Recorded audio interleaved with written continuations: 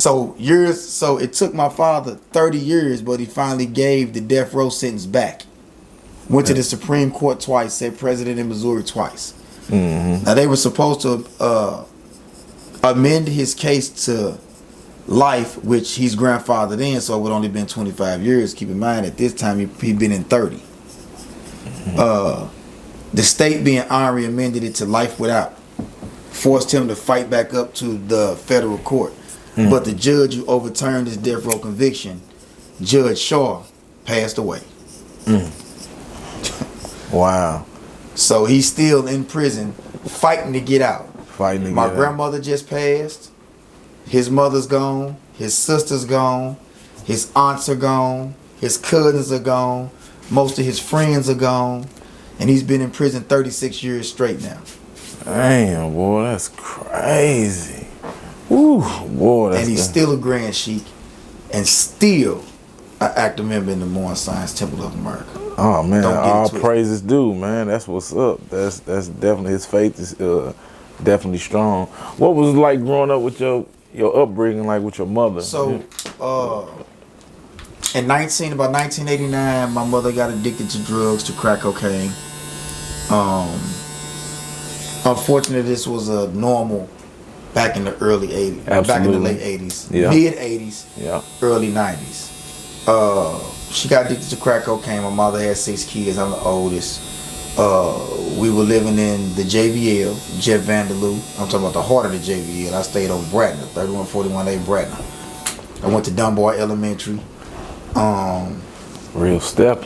Yeah, my stepfather, which is my youngest brother's father, met my mom in high school right after she had me, and had been in her life for a plethora of years. They got married. They ultimately divorced, but he loved her dearly, and he raised me as best he could, even though I was rebellious.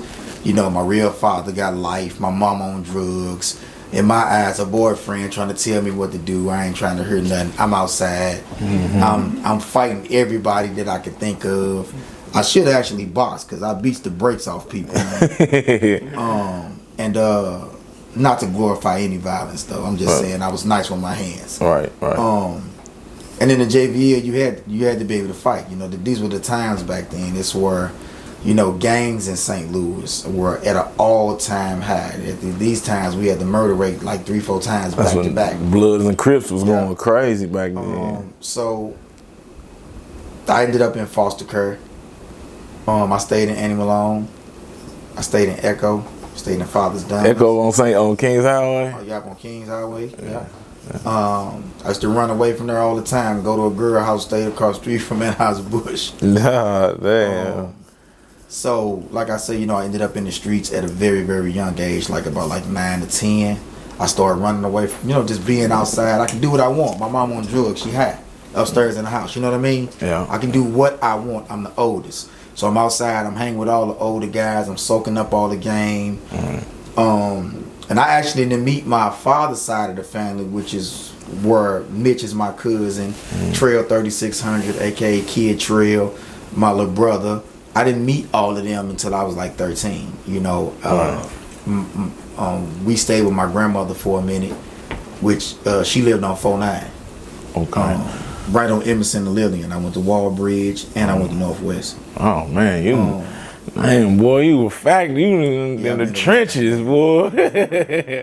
You in the trenches.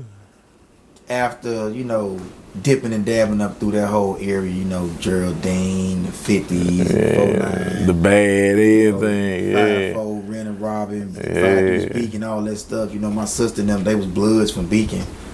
My older sister and them was. This is basically my cousin was too. Deetra and they call themselves the Berries. Okay. So you know, I met my little brother Trill at Wallbridge. We was gonna fight each other. And he put something on his daddy and said our daddy name. I'm like, who you say? And we walked around to his mama house, and then we walked around to my grandma's house. And then it was up and like, damn. Like, this your family. So that's when I started going to my grandma's house over on Cora and Natural Bridge in the Ville, next door to Randall Funeral Home. My father actually worked for Randall Funeral Home when he was a kid. Damn, that's And it's crazy because my father used to babysit St. Louis City Circuit Attorney Kimberly Gardner. And that was the same person that had my fate in her hands when I was just fighting these charges. Wow. My father is her uncle's godfather. Man, the universe will send you through, man.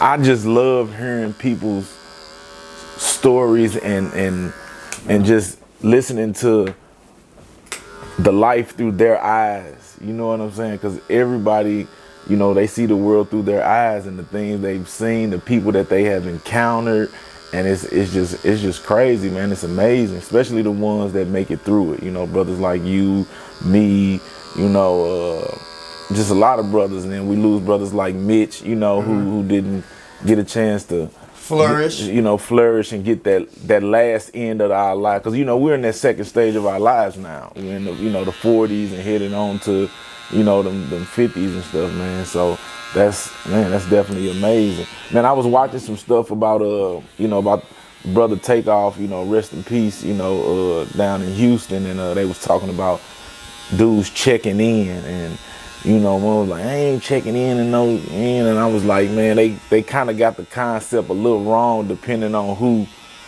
putting it out there. You know what I'm saying? Right. Because to me, checking in could just be like, if you stay in this city and I come to your city, I ain't from here, I don't know everything that's rotating, I'm gonna check in with my guy and like, man, I'm here. You know what I'm saying? What's up? You good? Yeah, I'm good. Do you feel like checking in is taken out of proportion, or? I think it's definitely taken way out of context. I think you would be, especially if you are a high profile person who's saying that he's in the streets. Now you see Will Smith and Jada Pinkett and Tracy Moore, these people go in and out of LA with free will. Yes. But they're not proclaiming to be in the streets. When you're tying yourself to the streets, right, you're saying I'm willing to deal in any rules that may come with the streets. And in the streets is not a lot of rules. Mm-hmm. So if I'm in the streets and I'm messed up, I'm not doing well, and I see a lick, it's just like me robbing a convenience store. Mm-hmm. It's just you got way more money accessible right now than I don't know what's gonna be in the convenience store. Right. I know that necklace on your neck is either real or fake. I'm gonna get something for it. If I sell it to another dude who don't know that it ain't real, if I go pawn it, one of the two, I'll sell it to. I'm coming up. So right. I think you definitely in that context should holler at whoever you got down there that's your peoples, just so your peoples can let you know, hey, look, right, I know you want to go down here to the pool palace. Right. But dig this. We got to have security. We're going to be down there in all that red, man. Absolutely. Them boys down there, it's Grape Street Crips down there, 60 Crips and Rolling 90s down there. Right. Like, bruh, they own it. So, it's like if I was to go to LA, I got my guys is out there. Mm-hmm. I ain't been to LA but one time. Right. I went, did a show, got back on the bus, the Greyhound, and came back to St. Louis. I didn't kick it or move and groove. So I'm gonna call my peoples like, yo, what's happening? What's going on out there? Absolutely. Oh, this was going on, G-Ball. All right, it's cool, it's good, straight. I bet that.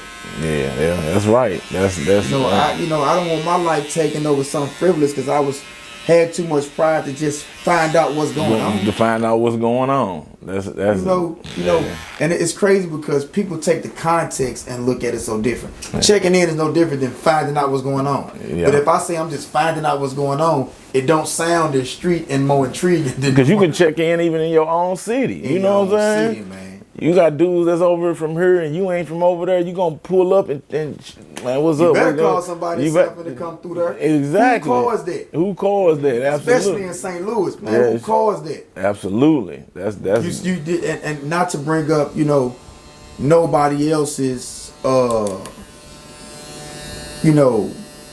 situations in St. Louis, but like look at Nico Nail. Right. He was showing a video that he was shooting. The little dudes wouldn't stop looking at cars. They couldn't even shoot the video. Yeah, I seen that. To the point where they saw one car and was absolutely like, I don't know who that is. All of them left. All of them left. Like mid-video, we gone. We don't care what you got going on, dude. We don't rap.